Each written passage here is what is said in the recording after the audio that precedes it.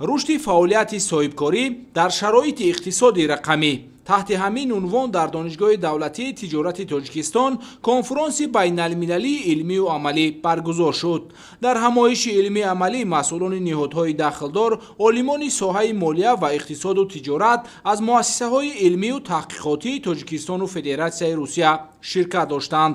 اشتراکداران کنفرانس با معروضه‌ها در موضوع اقتصادیات رقمی و نقش آن در صاحبکاری تجارتی، امکانیت‌های رشد فعالیت صاحبکاری در شرایط اقتصادیات رقمی، مسائل اساسی دستگیری دولتی سوبیکت‌های فعالیت صاحبکاری در شرایط اقتصاد رقمی، صاحبکاری و نقش آن در صنعت کنونی با صورت تاجیکستان و نقش صاحبکاری در رشد اقتصاد ملی برآمد نمودند. تاکید گردید که در تاجیکستان از جانب دولت به صاحبکاران بیش از 120 نمود امتیاز و سبوکی‌های اندازی و گمرکی پیشنهاد شده، شماره ساختارهای به قیدگیری دولتی فعالیت صاحبکاری از 4 به 1 کم گردیده، خدمترسانی در این سمت به طور رایگان به راه مانده شده است. 5 سال پیش شماره صاحبکاران 270-80 هزار را تشکیل می‌دهد. پس این نشان دهنده در سال جاری طبق معلومات‌های اموری زیاده با 335 هزار عدد رسیده است. یعنی این نشان دهنده از اون گویی می‌دهد که شماره صاحبکاران در جمهوری تاجیکستان روز به روز به افزایش است.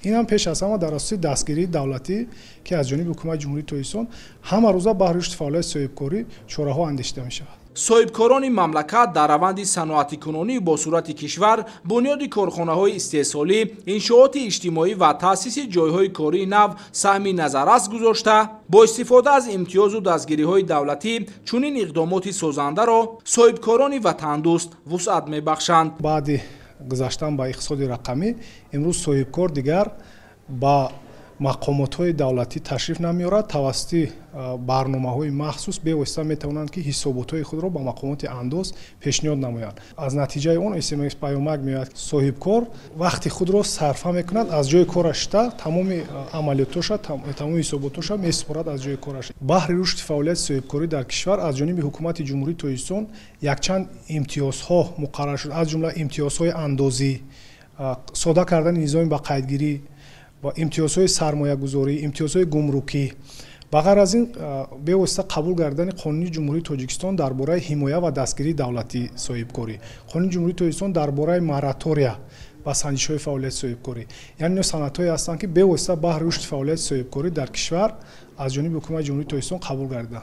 حکومت جمهوری تاجیکستان جهتی باز هم بهتر نمودن فضای سرمایه‌گذاری و صاحبکاری از جمله سرمایه‌گذاری مستقیم، تامین نمودن اجرای کفالت و امتیازها، هوسمندگردانی و قدردانی صاحبکاران، اینچنین رشد انفراساختار سرمایه‌گذاری و صاحبکاری، تدبیرهای علاوه‌گی را راه‌اندازی می‌نماید.